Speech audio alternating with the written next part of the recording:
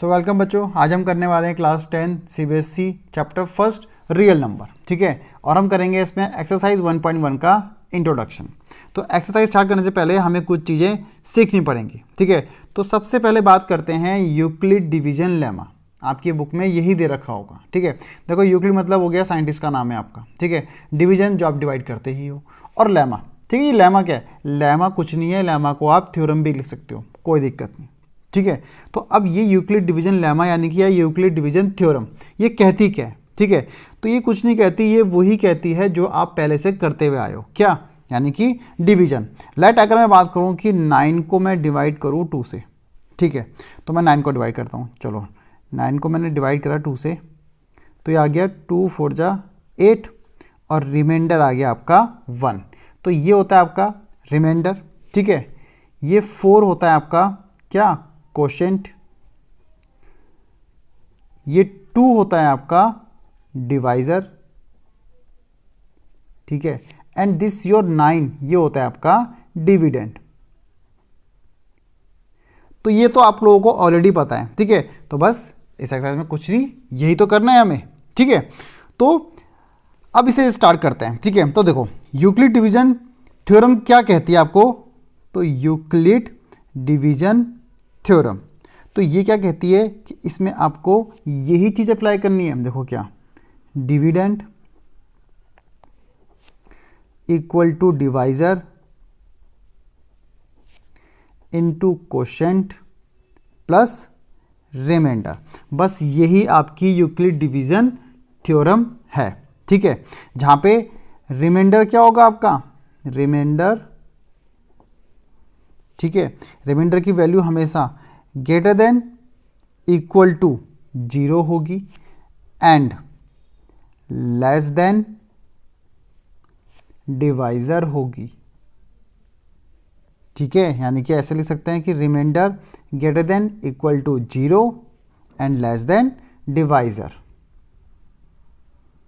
ठीक है, बस इतना ही आपका यूक्लिड डिवीजन लेमा। ठीक है, अब देखो ये यूक्लिड डिवीजन लेमा, कोई सोच रहा होगा कि सर हमारी बुक में तो कुछ अलग सा दिया है। ठीक है, तो बुक में मत जाओ, आपकी बुक में यानी कि जो भी दे रखा है अलग सा, बस आपका जो मेन है ना वो यही है, यूक्लिड डिवीजन लेमा आपका, या यूक्लिड डिवीजन थ्योरम, बस यही है। ठीक है, तो अब इस थ्योरम का यूज करके हम क्या करेंगे? एचसीएफ निकालेंगे।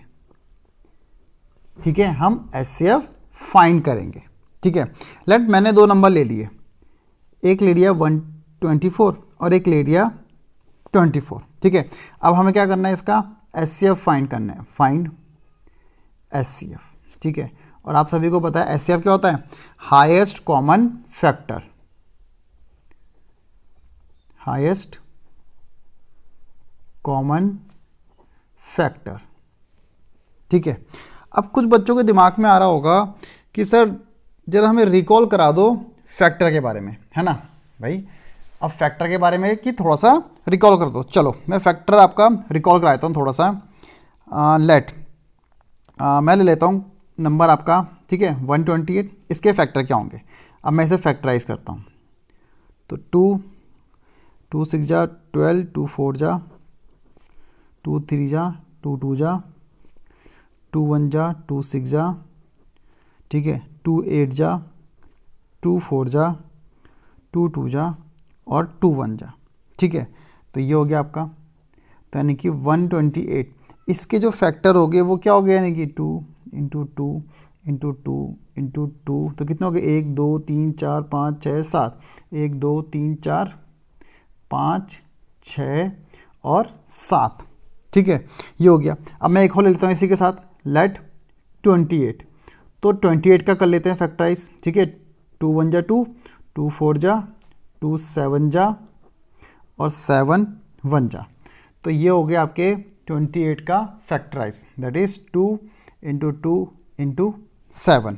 ठीक है, तो यानी कि अगर किसी नंबर को, ठीक है, अगर किसी नंबर को उसकी प्रोडक्ट की फॉर्म पे, ठीक है, अगर किसी नंबर को उसकी प्रोडक्ट की फॉर्म पे लिख पा रहे हो तो वो फैक्टर होते हैं। यानी किसी नंबर को हम नंबर को प्रोडक्ट की फॉर्म पे लिख पा रहे हैं तो यानी कि वही क्या हो जाएंगे? उसके फैक्टर हो जाएंगे।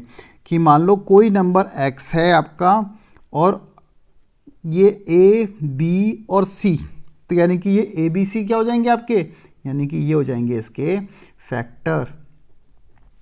ठीक है, तो ये हो जाएंगे आपके फैक्टर। ठीक है, तो बस और कुछ नहीं, यानी किसी नंबर को अगर आप प्रोडक्ट की फॉर्म में लिख पा रहे हो तो वो आपके उसके क्या होते हैं, फैक्टर हो जाते हैं। अब हमें हाईएस्ट कॉमन फैक्टर पता करना है। ठीक है, तो हाईएस्ट कॉमन फैक्टर की बात करें तो इसी में देख लो। ठीक है, 128 28 इनके हमने फैक्टर निकाले, तो हमें हाईएस्ट कॉमन फैक्टर देखना है। तो हमें क्या देखना है इसमें कि सबसे बड़ा कॉमन फैक्टर कौन सा है, यानी कि सबसे बड़ा कॉमन नंबर कौन सा है। देखो इसमें क्या हो गया, एक 2 कॉमन है। ठीक है, फिर ये वाला 2 भी कॉमन है, और कुछ कॉमन है, और कोई कॉमन नहीं है। तो हम क्या करेंगे, यानी कि 2 × 2 यानी कि 4, तो यानी कि 2 नंबर आपके कॉमन हैं, तो उन्हें मल्टीप्लाई करके जो नंबर आया वही क्या हो जाएगा, HCF हो जाएगा आपका। ठीक है, HCF ऑफ 128 एंड 28, तो ये हो गया आपका 4, ये इसका आंसर। ठीक है, तो 128 एंड 28 का HCF क्या आया आपका, 4 आया। अब इस हाईएस्ट कॉमन फैक्टर को इस यूक्लिड डिवीजन थ्योरम की हेल्प से, ठीक है, यूक्लिड डिवीजन थ्योरम यूज़ करके हम कैसे ला सकते हैं, ये तो आपने ऑलरेडी अर्लियर क्लासेस में सीखा हुआ भी है, जो मैंने आपको बताया है ना, ऐसे तो करते थे। लेकिन अब हमें ये यूक्लिड डिवीजन थ्योरम की हेल्प से हाईएस्ट कॉमन फैक्टर निकालना है। ठीक है, यानी कि हम कैसे अप्लाई करेंगे यूक्लिड डिवीजन लेमा को। तो ठीक है, तो अब करते हैं, यानी कि to find HCF of 128 and 28। देखो अब हमें पता है यानी कि 4 HCF, तो हम यूक्लिड डिवीजन लेमा अप्लाई करेंगे और 4 लेके आएंगे। ठीक है, चलो तो अब देखो क्या करना है। ठीक है, इनमें से जो सबसे बड़ा नंबर है ना उसको डिवाइड करना है छोटे नंबर से। तो बड़ा नंबर कौन सा है, 128। ठीक है, तो 128 को डिवाइड करेंगे हम 28 से। ठीक है, तो इसे डिवाइड करेंगे तो ये हो जाएगा आपका 28 4 जा, तो 8 4 जा 32। ठीक है, 3 4 2 जाए 9 10 11 112। ठीक है, तो 112, तो ये हो गया 6 और ये हो गया आपका 1। ठीक है, अब देखो यहाँ पे रिमाइंडर अभी आपका 0 नहीं आया, तो यानी कि अब हम क्या करेंगे, देखो यूक्लिड डिवीजन थ्योरम क्या आती है, ये dividend equal to divisor into quotient plus R. तो हम यही चीज़ अप्लाई कर देंगे, यानी कि यही चीज़ यानी कि फॉर्मूले में पुट कर दो। तो डिविडेंड क्या है, देखो 128 है, तो डिविडेंड हो गया 128। ठीक है, डिवाइजर क्या है 28, तो डिवाइजर हो गया 28। ठीक है, क्वोशन क्या है 4, तो क्वोशंट हो गया 4, और रिमाइंडर क्या है, रिमाइंडर है 16। ठीक है, अब रिमाइंडर 0 नहीं आया, यानी कि हम लिखेंगे यहाँ पे r नॉट इक्वल टू 0। तो r 0 नहीं आया, तो रिमाइंडर आपका 0 नहीं आया, तो हमें तब तक ये काम करना है, जब तक आपका रिमाइंडर क्या 0 ना आ जाए। ठीक है, तब तक हम डिवाइड करते रहेंगे जब तक आपका रिमाइंडर 0 ना आ जाए। तो अगली बार, ठीक है, यानी कि अब जब हम नेक्स्ट टाइम डिवाइड करेंगे तो अगली बार जो रिमाइंडर है वो क्या बन जाएगा, डिवाइजर। रिमाइंडर क्या है 16 है ना, तो ये बन जाएगा डिवाइजर। ठीक है, रिमाइंडर डिवाइजर बन जाएगा, और जो डिवाइजर है वो बन जाएगा आपका डिविडेंड। ठीक है, ध्यान से आपको ये काम तब तक करना है, तब तक डिवाइड करना है जब तक रिमाइंडर 0 ना आ जाए। ठीक है, यहाँ पे तो नॉट इक्वल टू 0 है, तो आपका जब तक रिमाइंडर 0 ना आ जाए तब तक आपको डिवाइड करना है। ठीक है, तब तक आपको डिवाइड करना है। तो यानी कि जब आपका रिमाइंडर 0 नहीं आया तो रिमाइंडर आपका डिवाइजर बन जाएगा, और जो आपका डिवाइजर था वो डिविडेंड बन जाएगा ये। ठीक है, तो अब इसको करते हैं हम। ठीक है, तो 16 to 8 हाइट होता है, तो 1 जाई करेंगे, तो 16 1 जा 16, 8 में से 6 गए 2। ठीक है, और ये 1, देखो अभी भी क्या है, रिमाइंडर 0 नहीं आया, तो अगेन यूक्लिड डिवीजन थ्योरम में अप्लाई कर दो। तो डिविडेंड क्या था 28, तो 28। ठीक है, डिवाइजर क्या है 16, तो 16 लिख दो। क्वेश्चन क्या आया 1, ठीक है 1। रिमाइंडर कितना आया 12, तो अगेन यहाँ पे r नॉट इक्वल टू 0। तो अगेन मैंने क्या बोला था, जो आपका रिमाइंडर होगा वो क्या बन जाएगा, डिवाइजर। तो रिमाइंडर डिवाइजर, और आपका जो डिवाइजर है वो बन जाएगा आपका डिविडेंड। तो 16 यहाँ आ जाएगा, अब करो। ठीक है, तो 12 बन जाए 12 ही जाएगा ये, तो 6 में से 2 गए 4, ठीक है। तो अगेन यहाँ पुट कर दो, तो डिविडेंड है आपका 16, ठीक है, डिवाइज़र है आपका 12, कोशेंट आया 1 और रिमाइंडर आया 4, यानी कि again R not equal to 0, ठीक है। तो अगेन अब आपका रिमाइंडर डिवाइज़र बन गया, ठीक है, जो आपका डिवाइज़र था वो बन जाएगा डिविडेंड। तो 12 यहाँ पे, अब 4 3 जा 12, तो रिमाइंडर 0 आ गया, ठीक है। तो इसको यहाँ पे लिख लेते हैं, 12 है आपका डिविडेंड, 4 है आपका डिवाइज़र, 3 है आपका कोशेंट और रिमाइंडर यहाँ पे 0, यानी कि r इक्वल टू 0 आ गया। तो जैसे ही आपका r इक्वल टू 0 आ जाएगा, ठीक है, तो आपका जो डिवाइज़र होगा, बच्चों, वही क्या हो जाएगा, HCF, वही HCF हो जाएगा। 128 और 28 का HCF क्या आ गया, 4, यही आपका आंसर है। देखो यहाँ पे भी तो हमारा 4 ही आया था और यूक्लिड डिवीजन थ्योरम अप्लाई करके भी 4 आया। ये बात समझ आ गई, ठीक है। होप सो यहाँ पे कोई डाउट नहीं हो, कोई डाउट हो तो मुझे कमेंट में लिख देना, ठीक है, मैं ज़रूर रिप्लाई करूँगा। और अगर कुछ समझ नहीं आ रहा तो मैं और चेंज करूँगा और अच्छे से कोशिश करूँगा आपको एक्सप्लेन करने की चीज़ें, ठीक है। अब आगे एक और क्वेश्चन कर लेते हैं यूक्लिडियन थ्योरम को यूज़ करके, ठीक है। तो एक और देख लो, ठीक है, यूज़ यूक्लिड डिवीजन थ्योरम बोल लो या लेमा बोल लो, ठीक है, कोई दिक्कत नहीं, जैसे मैंने कराया वैसे ही आप एग्जाम में करो, कोई मार्क्स नहीं काटेगा, ठीक है, सेम टू सेम बिल्कुल सही करना है। तो ले लेते हैं क्वेश्चन 135, ठीक है, 135 एंड 225, ठीक है, इसका निकालना है HCF with the help of Euclid division lemma, ठीक है, या थ्योरम बोलो। चलो मैंने क्या कहा था, जो बड़ा नंबर है, तो यहाँ पे बड़ा नंबर क्या है 225, उसको छोटे नंबर से डिवाइड करना है, तो ये है 135, ठीक है। चलो तो डिवाइड करें तो 135 वन जाई करना पड़ेगा हमें, तो ये हो जाएगा 135 और करेंगे तो 0 और ये आ जाएगा आपका 9, ठीक है। तो यहाँ पे रिमाइंडर 0 नहीं आया है ना, रिमाइंडर 0 नहीं आया, तो यूक्लिड डिवीजन थ्योरम क्या थी आपकी, डिविडेंड,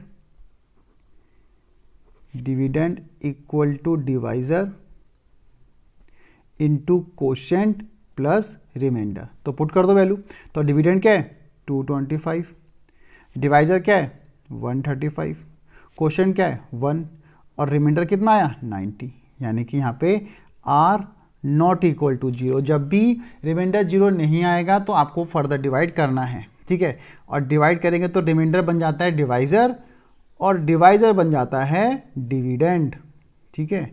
तो ये हो जाएगा 135, ठीक है।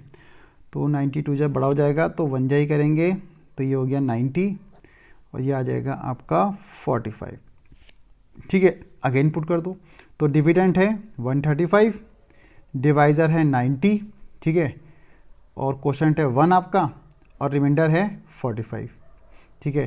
तो remainder again not equal to 0, तो अगेन डिवाइड करेंगे, रिमाइंडर बन जाएगा डिवाइज़र, डिवाइज़र बन जाएगा डिविडेंड, तो ये हो गया, ठीक है 90।